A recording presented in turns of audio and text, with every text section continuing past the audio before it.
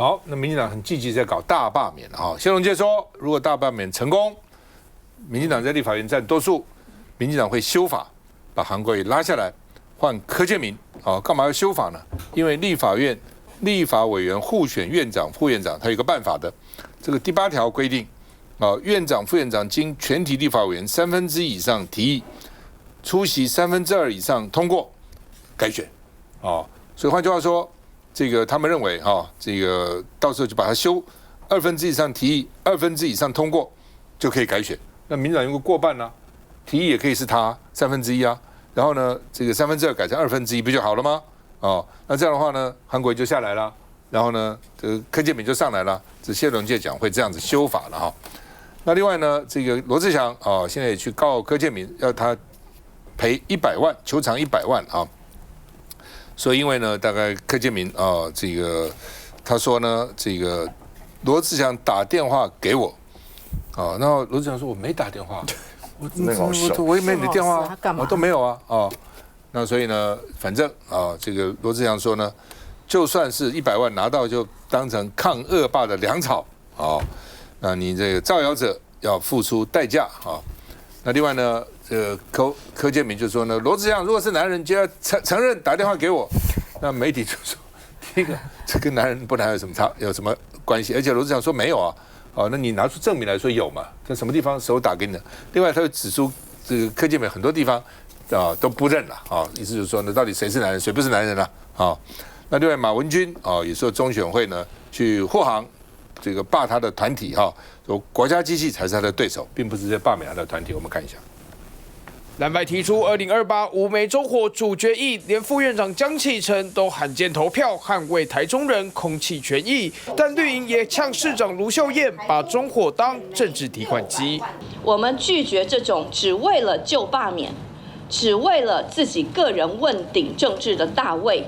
来搞这种政治的操作。毕竟卢妈三子罢免形势看似告急，蓝营曝光绿营最终目的就是大罢免绿若营院长柯建铭，要下修改选院长规定，从2/3委员同意下修成1/3。我是真的有听到民进党在做这样的盘算，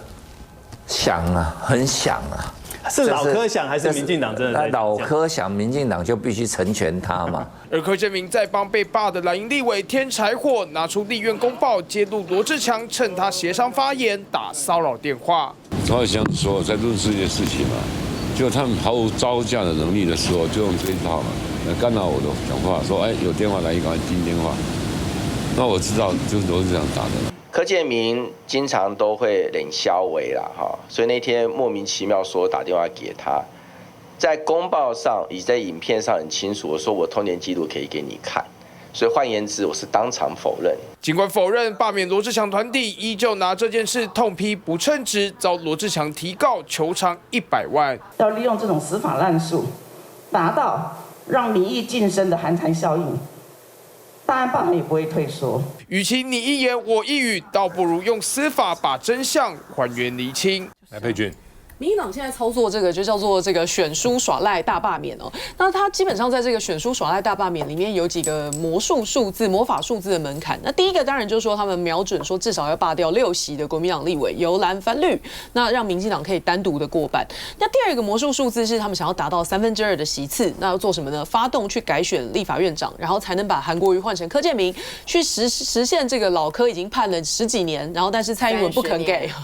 30年是不是？蔡英文不肯给。然后，但是这个也不让他实现的这个院长梦。那2/3席次呢，民进党就必须要从51席增加到76席了。因为我想现在的民众党已经被现实打磨到不太可能再去跟他们有这个搭档说选正副院长的这个意愿了。那要翻过25席，简单来讲，这个数学题以现在大罢免对罢蓝的这个提案过关的这个席次成案的过关来讲，数学上可能，但是实务上的几率基本上是趋近于0因为所以接下来的这个他们的第3条条路，大概就像谢龙介委员讲的，先用这个过半的席次，然后去修正正副院长的改选内规，然后但是这个完全背离原本这个立法院内为什么要把院长改选的门槛拉高，因为就是不希望主要的政党在席次相近的情况之下，就因为少数的几席，然后这个翻盘，然后就导致院长又要不断的常常改选。那这个最终的目的当然是为了稳定国会的运作。可是民进党基本上就是要权不要脸啊，道理随我掰啊，信不信随你，反正我自己是信了。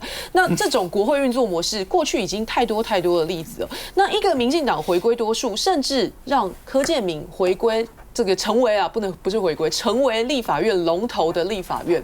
那个画面真的是惨烈到我连想象都害怕。这个会比过去8年民进党完全执政的嘴脸还要更加丑恶。大家只要看看现在我们刚刚上一题讨论的这个拿地方补助、一般性补助款来开刀的时候，那个义正辞严的嘴脸，丝毫不知反省，然后对这个民众、低收入户、学童的权益受到影响，完全不当一回事，把对社福弱势的补助款拿来做政治工具的那种堂而皇之的嘴脸，如果让他们达成这个选书耍赖大罢免的最终目的，那恐怕是一个不敢想象、不堪想象的画面。那个凤馨，其实从去年开始有大罢免这个话题的时候，我就一直觉得很疲累。因为呢，台湾其实有太多的问题要去面对它，可是呢，我们现在看起来那个大罢免的那个气势啊，就是它变成了一个在台湾你永远回避不了的一个话题，所以一方面觉得疲累，一方面觉得悲哀。台湾明明面对这么险峻的一个国际的一个环境，我们知道川普有关税战，然后去面对全世界，可他不是只有关税战、贸易战而已，他现在可能有资本战，甚至于呢，他跟中国大陆之间也许会出现一个大协议，这都是我们现在在眼睁睁看着国际局势在转变，台湾能够做的事情很有限，可是我们必须要自己去面对的一个大的一个环境。所以我在这边先说，任何人觉得大罢免是现在当务之急的人，我都唾弃你们，我都唾弃你们，因为台湾有太多现实面上面必须要去面对的问题，结果却把大罢免当成一个最重要的一件事情。那至于有些媒体要当做大罢免的宣传机构，那请便哈。可是我现在回头来看哦，这里面也闹出很多的笑话。那谢龙介提的这个柯建铭这件事情，当然是现在大家在整个立法院里头讨论的其中的一个话题。可是有关于罗智强到底有没有打电话给柯建铭这件事情，这不是一翻两瞪眼的一件事吗？哈，其实查一查电信记录，很容易就查出来，到底是谁打那个没有不具名的。过去在我的经验当中，这种骚扰电话通常都是牵涉到感情啦，或者是牵涉到金钱啦。我不知道为什么柯建铭会铁口直断的说就是罗智强。那现在罗智强就提告了嘛？那提告不就是让检察官可以好好的去检查证据吗？因为他有公权力去检查证据啊。那我觉得罢免团体很可笑他说你浪费司法资源。你造谣人家了，然后你说人家提告你，你说这浪费司法资源，你到底像不像个人啊？你如果像个人的话，你就好好的去面对，而不是造了谣之后人家去提告你，你说这叫做浪费司法资源。有本事你就拿出真凭实据来，没有真凭实据就不要说人家浪费司法资源，因为造谣的人是没有权利说这句话的。来，这个晚会，我觉得这个，我以为那个嘉瑜，对啊，照片要点。没有，我讲一下大罢免这件事情啦。我觉得现在因为2阶都在等中选会的这个相关的一个最后的一个结果判定我还是觉得，到第3阶段的时候，我觉得在野还是要团结一致的来处理这件事情。以目前来说，看起来，包含像这个不管是黄国昌或者是我知道像真宇啊，他们其实都有在地方来协助，就是说被罢的这个蓝委来进行相关的一些宣讲。我看那个李明玄也蛮认真的，他真的是跑了蛮多个地方我觉得其实像这种像柯建铭讲话，大家最近已经是。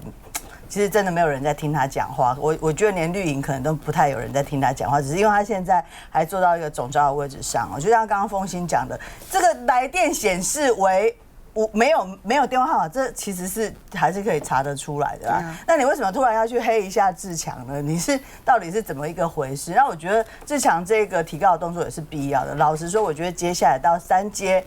这个选举之前呢，这样子的有的没有的讯息只会越来越多啦。那嘉宇，那都说应该给你讲，来讲吧。我觉得国民党现在当然就是刻意操作放大柯建铭的仇恨值，但是其实大罢免的问题对于绿营的支持者来讲，也不是因为柯柯建铭，他们今天才要去投票。那所以到目前为止，从过去1年多来，大家所看到立法院的乱象，或是刚刚所讲的预算删减的等等的问题，站在绿营支持者的角度，都会认为说这些都是过去行政机关跟立法机关造成的混乱，是造成台湾动荡的原因，这个才是根本要去罢免的主轴。那站在国民党支持者的角度来看的话，会觉得说罢免到现在，国民党的反制是完全没有作为。朱立伦党主席所率领的国民党，不仅是一个罢免席次都没有办法达成，甚至还造成内部的分裂混乱，甚至陷于司法之中。包括张克进最近的声明，赖以任所引发的问题，等等的这些争议，都来自于国民党自己内部的混乱。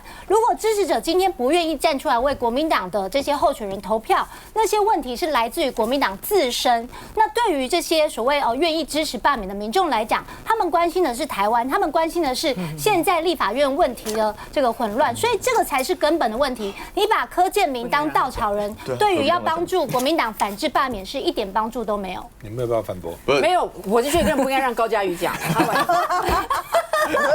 让他讲一下，真的，他讲的完全是。不是立法院之所以会有这样的乱象，其实就过去了。就我了解的立法院前辈都告诉我，以前基本上其实是围绕着党团协商这个机制在处理嘛。那这一届立法院开始乱象丛生，是从谁开始瘫痪党团协商开始的？不就是柯建铭吗？不是你输不起嘛？那我要补充，罗志祥这个事情是从柯建铭这里放出消息之后，第一个跟上来扩散的就是罢免罗志祥的团体嘛。对啊。所以哪里是说跟这个无关？那完全就是一条龙的在操作嘛。所以这个本来就是你不要选输要耍赖要大罢免，然后你全党还不用脑袋，通通变巨婴啊！我觉得真的是要透过这次反制罢免的投票，让这个社会拨乱反正，让我们的政治回归正常。休息一下再回来。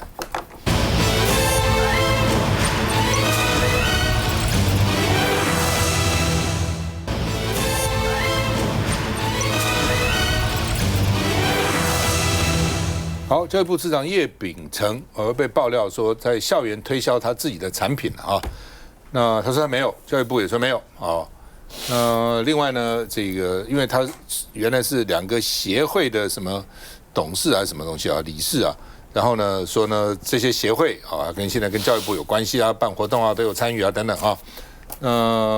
这个另外呢有一个叫做帕雅科技啊。然后呢，说登记在高雄市左营啊，然后呢也搞什么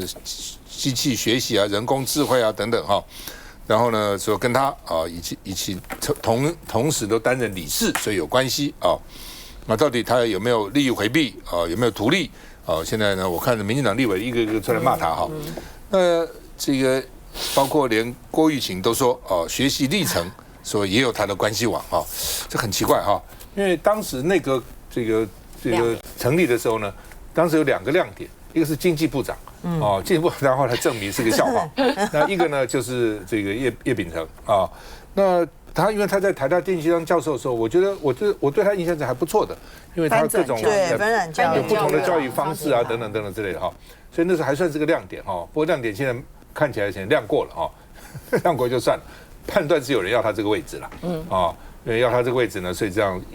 接二连三报他的事情哈。不过当然也是了，就是说你当个老师、当个教授也就算了，一来当官以后就这个位置有限，权力在那边就角逐竞逐哈。所以呢，到底怎么回事啊？那教育部是说呢，这个我们没有给任何厂商所谓的总统杯 AI 素养争霸赛补助也是合乎规定的啊。那到底怎么回事？现在就是说，这个亲绿的媒体也出手了，所以呢。叶次长呢，应该有自知之明，有人要搞你了哈！来，对，那个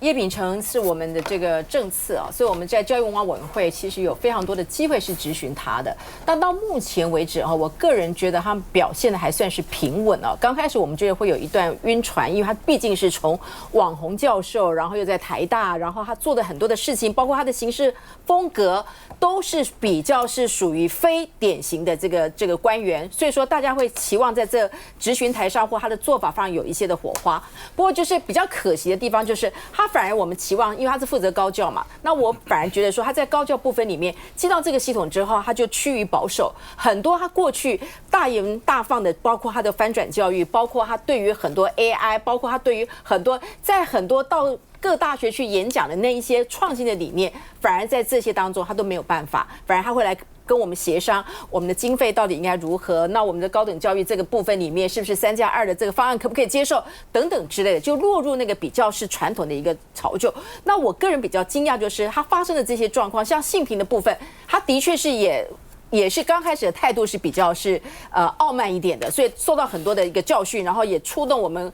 教务委员会的7大立法委员，这个从来没有发生过的事，就7大立法委员就是签署要求教育部要来调查。那当然，现在目前为止就是自动，不晓得是谁主动谁被动，反正他就是停止1个月的时间来做调查。那接连又是我们的竞检爆发出这么样的状况，那这些状况当然是你要好好去做厘清。只是对一个教育部次长的这些的状况，竟然有这么样子一连串的出手来对他做这样的事情，我真的不知道叶秉成会不会很后悔接的这样的一个案子。但是以我们个人来说的话，我只能给予他的评价是，起码在于他该有的这些教育的这些立场上面，他是平稳，但没有出乎他的这个越距他的本分之外。那至于他所扯出的这部分，我只能说要去厘清，那是不是背后有人要这个位置？我敢说绝对有，否则没有人会用这个方法操作的这个方法来要他一定要下台。所以他是不是知所进退，我们就看后续。陈小雨，谁要他这个位置？这我真的不知道。但是叶秉成他过去台大电机系教授，那曾经也要选过台大的校长，所以在台大里面也得到一些学生的喜爱。那过去他在网络上确实也蛮高的知名度，所以一直以来大家都觉得说，这次他担任教育部次长，或许能够带来一些比较年轻而且有创意的一些改革。那或许这个过程中，他确实因为性平的案件，这个学生出面指控，对他来讲是一个蛮大的伤害。那这一次又因为这个标案的问题，也引发了一些讨论。那我觉得，叶秉成过去他可能在学术界，那现在到了这教育界之后，担任这个公务人员，那个标准跟界限确实是应该要分得非常的清楚。尤其是在监委的事件，包括过去郭志辉也曾经有被质疑过这个公司股份的问题。所以现在叶秉成虽然已经自清说，股份啊什么这些都出脱了，但是我觉得相关的标案被人家质疑，还是应该要请相关的教育部等等，好好的去调查厘清真相。那至于叶秉成任内所做的这些事情，我觉得大家也可以去检视说正反的两面，倒不一定说是派系的斗争，而是说到底在现在叶秉成他担任次长之后所做的这些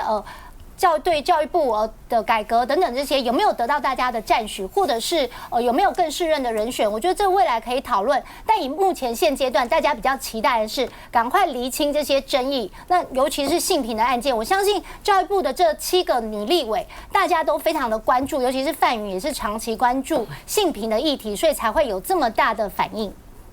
向勇，这个我范云选择他想要关切的，好不好？这个要提出一下。我觉得应该是这样的。如果从图利的角度来看，一个政务官要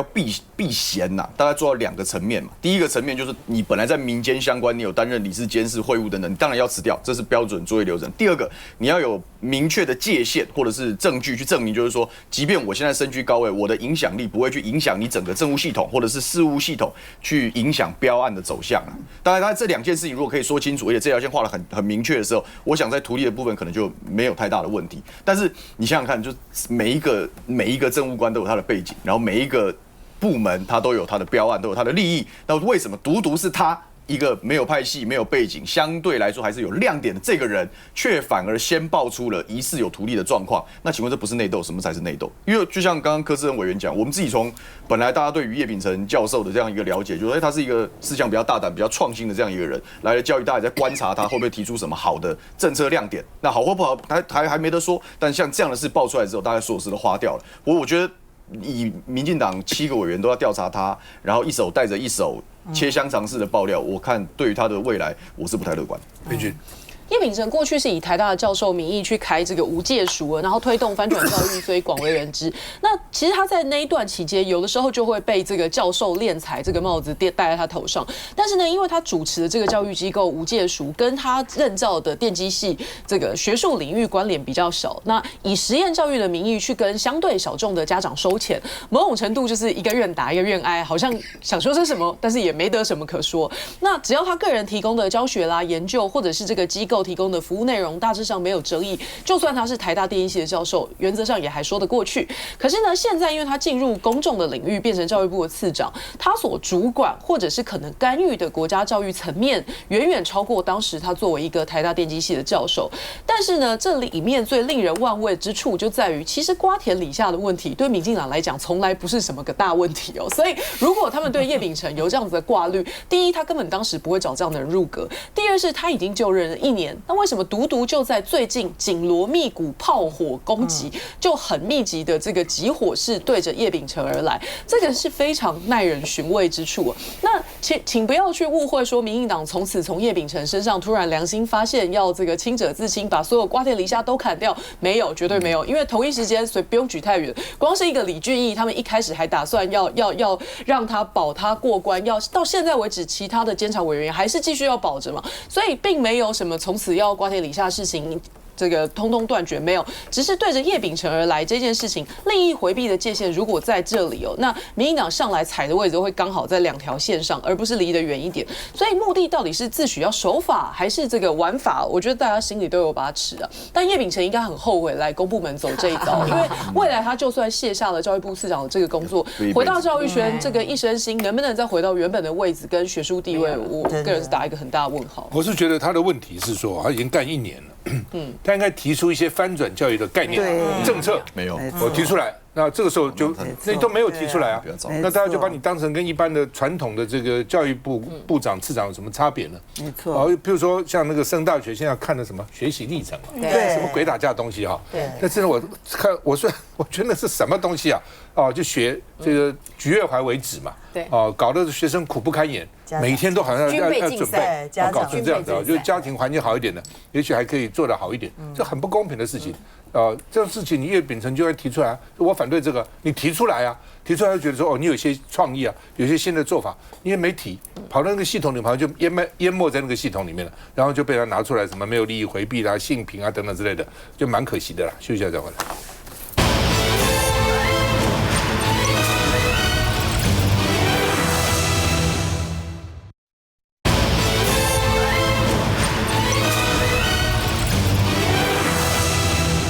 好，那么现在除了之前的监察院秘书长啊3个委员，现在说呢叶宜津、田秋瑾也滥用公务车。你如果问我，我觉得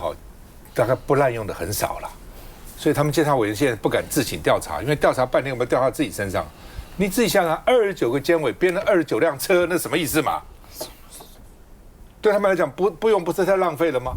？29辆车给29个监委，那你告诉我这是什么意思？所以呢，现在又反正每天就报一个报。徐小新说，监察院应该全面调查是不是属实，到底是不是除了叶宜津、田秋瑾，其他的也要调查，通通调查，看看怎样。我认为都有。这个8、9不离10了哈。那说陈菊呢请假5个月，这也是没有过的事情，对不对？你说立法院长能够请假5个月吗？韩国瑜请假5个月看怎样？行政院长可以请假5个月吗？陈菊请假5个月，当然我们希望他身体早一点好，这是2回事情。这是2回事情啊。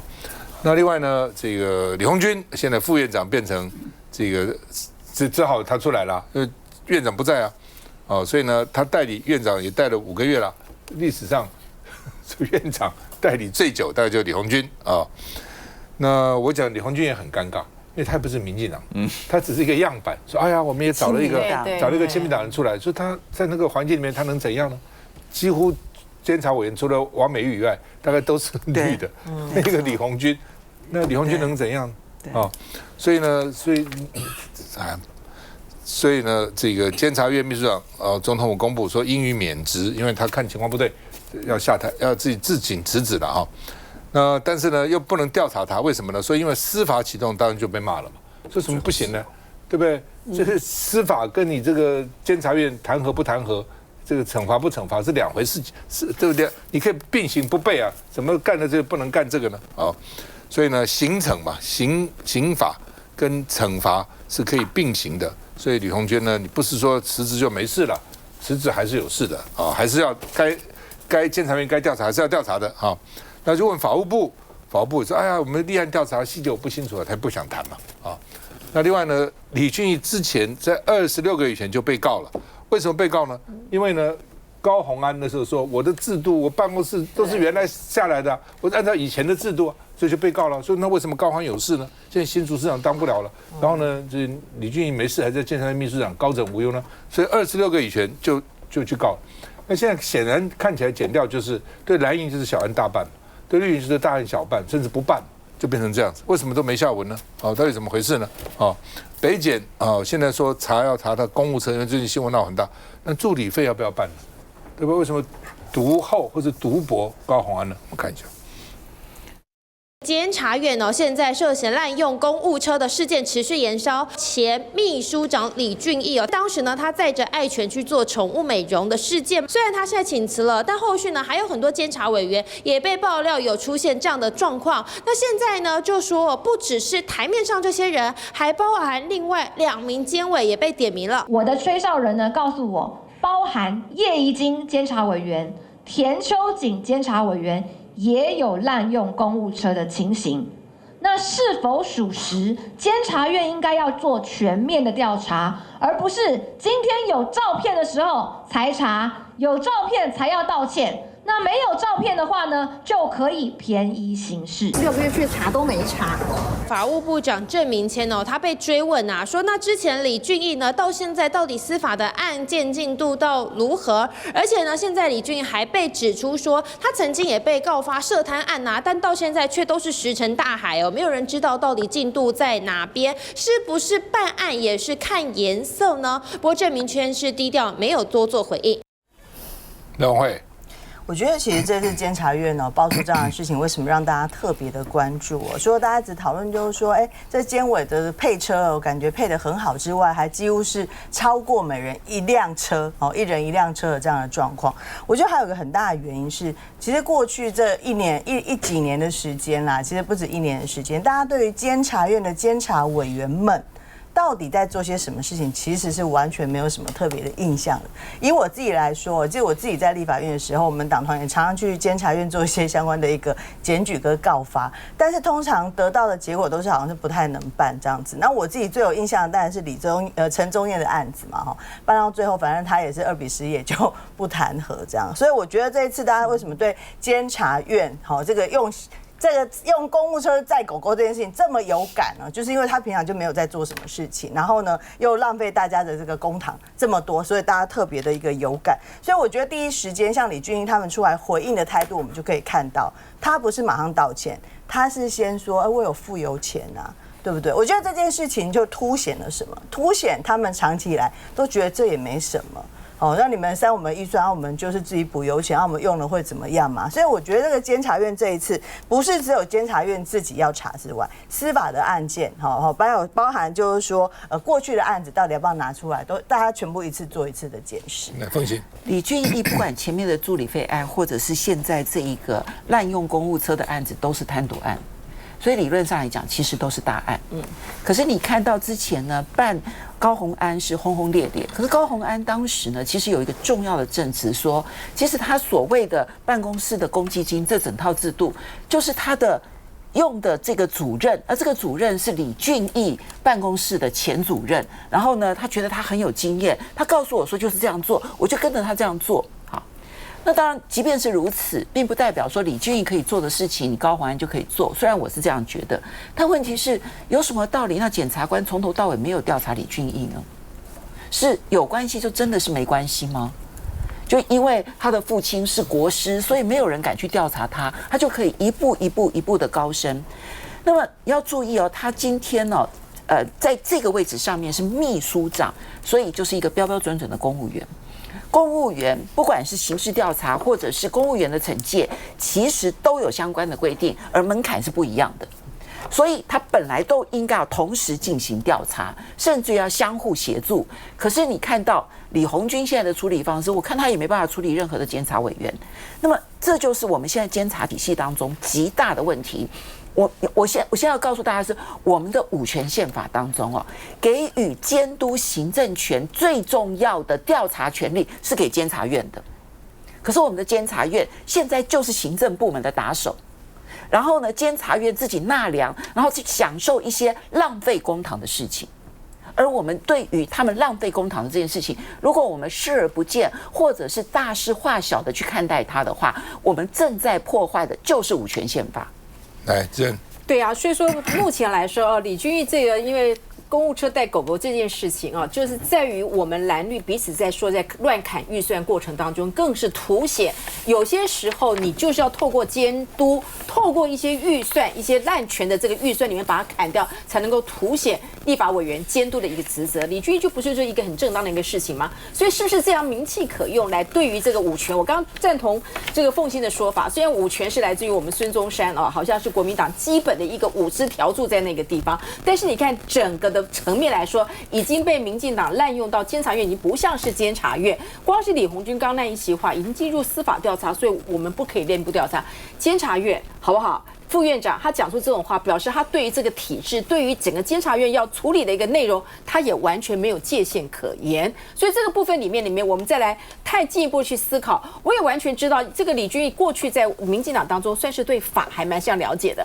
我对他当然第9届的时候跟他同事过，在第11届我们刚一进来的时候，不是在讨论有关于这个国会的这个所谓的改革的这个权利的问题吗？那时候就是把李俊毅过去所讲的话，然后呢再来翻给他，里面李俊毅当初不是讲这些什么？他还站出来大声为他自己过去的行为来做辩驳，然后我们就发现他所讲的就是很不一致啊！他当初在当立法委员讲的是一回事，当这个时候又是讲一回事，那时候已经发现他非常不一致。即使他是学法，那刚开始过来的时候，你看他还特别讲出来，我们家狗狗年事已高了，他就讲天哪，我家还有很多家有老母，大家都年事已高，好不好？那他是不是可以坐公务车？所以你刚开始他是完全觉得这件事情可以一笔就带过，很快就完全烟消云散。要不是舆论在这个时候这么样子的炸锅，我觉得李俊毅到目前还不会为他任何的一件事情来去做。我只能说，监察院这时候是好好来思考，他到底有没有存在的必要，这是要慎重来做的一个思考。孙中山当时为了鼓吹革命、民主，满清末年谁了解什么叫民主啊？对呀。好，所以他才提出来说五院，而且特别监察院是包青天、御史大夫。对。今天有哪个监委像包青天、像御史大夫嘛？小妞。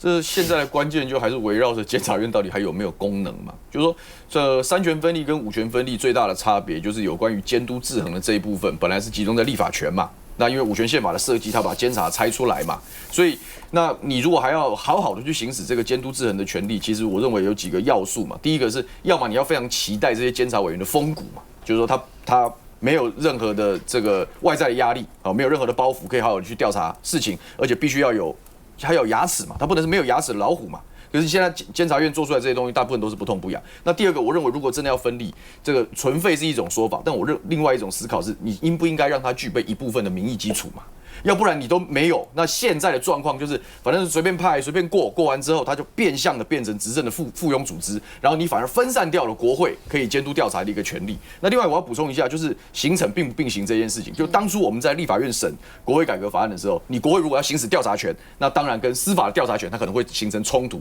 所以那时候它必须要有一个界限在那个地方。但是今天我们去要求监察院去调查自己，那是他内部的自律调查嘛，内部的行政惩处嘛，你怎么可以讲说有司法，所以我就不调查呢？所以如果监察委员跟整个系统都已经腐化，没有办法用高标准要求自己，那我们整个社会还会期待监察委员是所谓的御史大夫吗？休息一下再回来。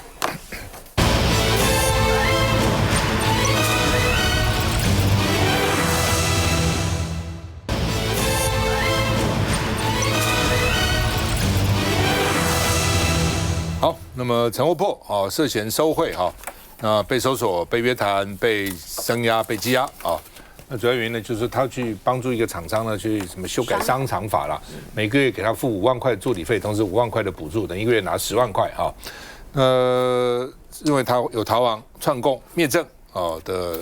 可能所以呢羁押他啊。之前呢，这个就是说他是不是收了 IMB 诈骗吸金案的主嫌800万，所以那个时候呢也被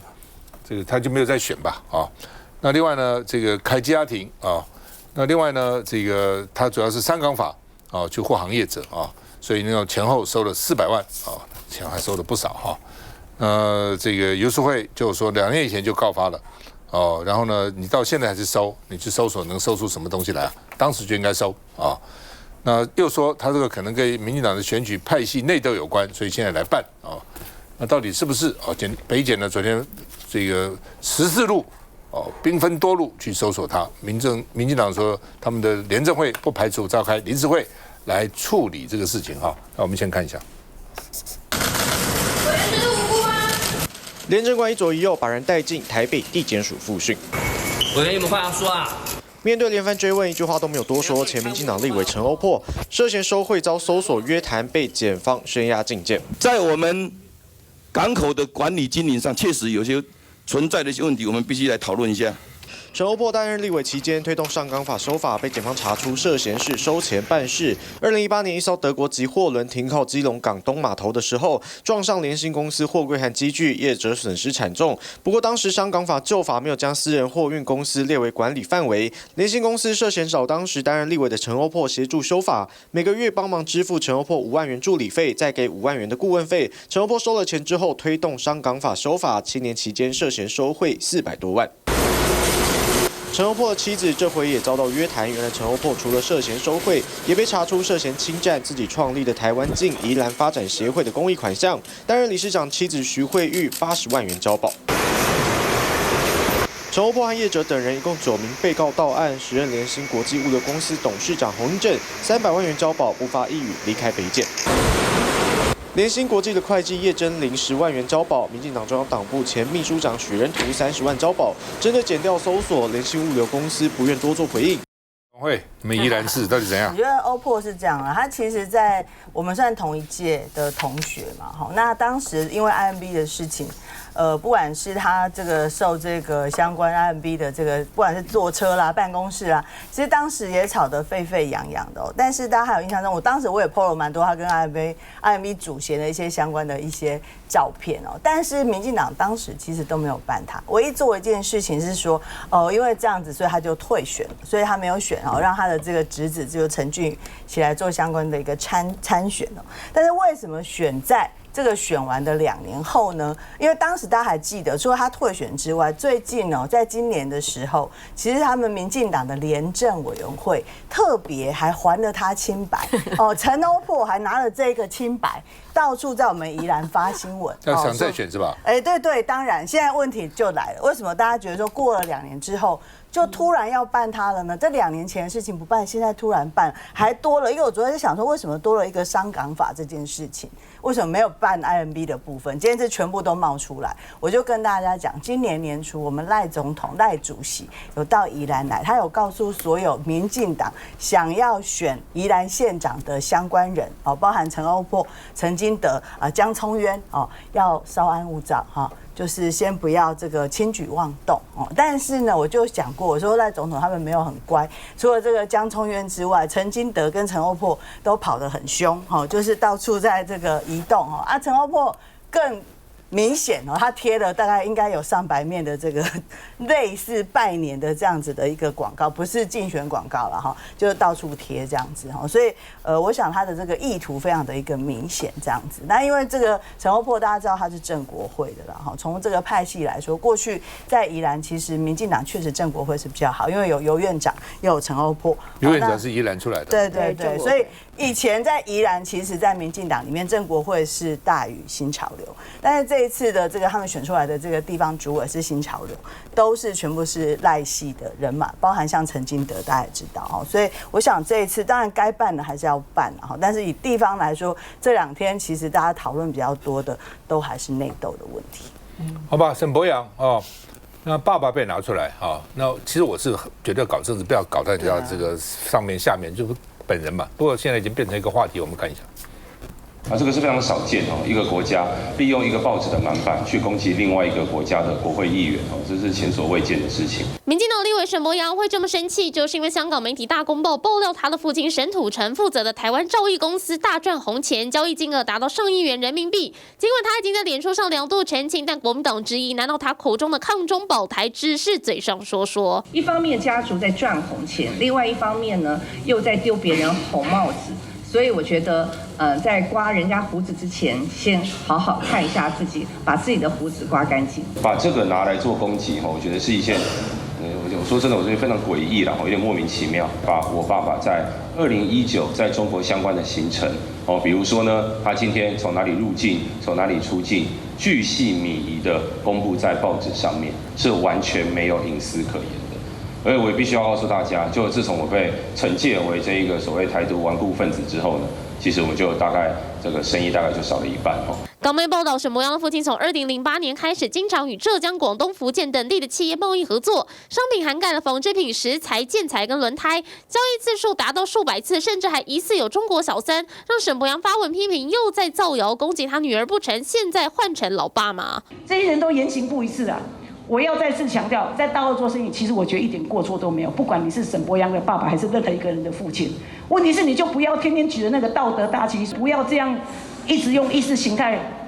去做很多事情。今天人家就不会反过来这样检视你。沈伯洋常年大举抗中形象，家里生意却跟陆丰公司关系不浅，让在野党找到攻击点。好吧，说香港媒体啦，说整个版都在讲啊，说他爸爸呢赚大陆的钱，养小三。然后呢，他呢是靠主张台独，也可以收钱啊，反正骂他。那沈伯洋就说呢，中国是没有底线的啊，反正什么都可以讲啊。那另外呢，沈伯洋说呢，说攻击规格很高，现在攻击我爸，可能将来就要轮到我妈了啊，攻击我妈了。那媒体就说呢，民进党是口嫌体正直了哈，嘴巴讲抗中保台，结果呢，很多人都赚，很多人他的相关人赚大陆的钱哈。来，这个嘉瑜怎么看？我觉得当然对政治人物来讲，这个家人说实话跟政治人物是不一样，除非这两者之间是有共通性的，共同的利益或者是共同因为政治而去谋利。但是你说这些人他们的家人，你可以证明就是说，只要你一旦跟大陆扯上关系，有一天都会被拿来作为攻击，甚至拿来作为渲染的一个工具。这个就是另外一种政治的操作跟认知作战。所以对沈伯洋来讲，他爸爸当初怎么的选择，怎么样的去经商，这些也不是沈伯洋能够控制的，可是今天却拿来从香港从中国这边开始不断的大幅渲染，包括其他的政治人物一样也是。那我觉得这就是对台湾很不公平的地方。全世界我们都可以贸易，全世界我们当然都可以做生意，只是说对于台湾的态度，我们还是希望说坚持台湾的立场，这个才是我们台湾本土价值所坚持。如果沈伯洋不是用这种意识形态的方式去攻击别人跟中国大陆的交往的话，我觉得不会被这样大做文章。当然，父母做什么或者子女做什么，其实是我并不希望说扯到本人啊。这里面呢，唯一就是说郑运鹏自己到大陆去这个做生意，那你去攻击别人跟大陆之间的往来，这件事情就很见不得人。那郑丽君的部分呢，因为他先生直接在那边投资啊，在那边做生意啊，那对不起，那夫妻的财产是一体的，你要告诉大家说你完全不知情，这个我觉得也很难说。至于说你其他你到了除了配偶跟自己之外，我其实不太愿意去评论他。真正沈伯洋最大的问题还是利用黑熊学院，不但收美国人的钱，而且呢去大赚台湾人的钱。这个两头去用这个黑熊学院，然后用抗中的意识形态去赚钱，才是最大的问题。我自己是政治人物，我也非常的不希望我们自己的家人，因为我们自己从事政治工作而受到牵连，所以有任何事情对着自己来。但是呢，就诚如刚刚陈玉珍所提到的，到大陆赚钱就是天经地义的事情。但是你今天从头到尾，就是好像我们讲个很简单的例子，好，你写了一大堆的告诉大家如何经营成功的婚姻，结果你自己在外面搞外遇。那你如果不写这样的书，其实大家对于你这个其他的这个生活也不会太有意见。但是你就是大张旗鼓的告诉大家，你就用这样的一个形象，好像在道德的制高点上面。那当然，今天发生这样的状况，难免会被大家来做质疑嘛。不过你可以看出沈伯洋的回应当中，似乎没有对这件事情有直接讲出是或者不是，他可以选择不要。但今天他为什么会被这样子的一个攻击来说的话，我觉得还是跟他过去所拿着这个意识形态的大旗，然后今天发生自己的家人发生这样的状况，也难免让大家对于他这样的一个做法，难免就会来给你嘲讽一下。就是你检验别人，你怎么样检验别人，别人怎么样检验你啦？那抗共保台基本上从头到尾就是民进党的斗争工具嘛。除了刚刚这些以外，加码嘛，就最近的共谍案，这吴尚仪在哪里？总统府，对不对？何仁杰在哪里？在吴钊燮身边，盛楚英这几个共谍在谁旁边？在游锡堃旁边。我们平常。我们这边蓝军人有稍微往来，就全党受牵连。那你们这边又养共谍，又赚大钱，又养小三的，却因为颜色正确被轻轻放下，所以恐怕抗中保台只是口号，红绿共一家亲才是真相。佩君，这种质疑哦，不管是真相如何，第一句话应该先去对事情本身去澄清或者驳斥真伪。可是他包括他跟这个罗志正啊、沈伯洋、曹兴诚都一样，都先说是中共的阴谋。然后，但问题是对方要不要害你，跟你有没有这些烂事是两个不同的逻辑，所以他应该先去对事情的真伪去提出说明哦。但反正共谍都在民进党抓到，但是民进党不断的，包括沈伯洋最会去炒共谍在民间。那倒霉谁？倒霉是百姓啊！如果你最近在马路上拍照，请你穿的体面一点，不然你就会被追出来说你是来搜集情资的大陆人。发展到这种程度了。对，现在是啊，疯魔谍兵啊，恐怖啊！那个计程车司机口音稍微重点，他说他是间谍，他一定是间谍。然后你看开着一个计程车，昨天有一个国中生在。